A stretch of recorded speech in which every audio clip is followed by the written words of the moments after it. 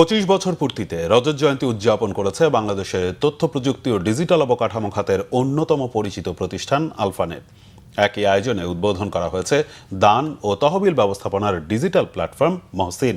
রাজধানীর একটি 5 তারকা হোটেলে আয়োজিত অনুষ্ঠানে উপস্থিত ছিলেন আলফানেটের গ্রাহক, ব্যবসায়িক অংশীদার, প্রযুক্তি খাতের বিশিষ্ট ব্যক্তিবর্গ, সমাজসেবী, বিভিন্ন সামাজিক ও মানবিক সংগঠনের প্রতিনিধি এবং আলফানেট পরিবারের সদস্যরা। অনুষ্ঠানে তুলে ধরা হয় আলফানেটের 25 বছরের অর্জন, প্রযুক্তি খাতে অবদান এবং ভবিষ্যৎ পরিকল্পনা। আয়োজনের অন্যতম গুরুত্বপূর্ণ অংশ ছিল মহসিন প্ল্যাটফর্মের আনুষ্ঠানিক উদ্বোধন।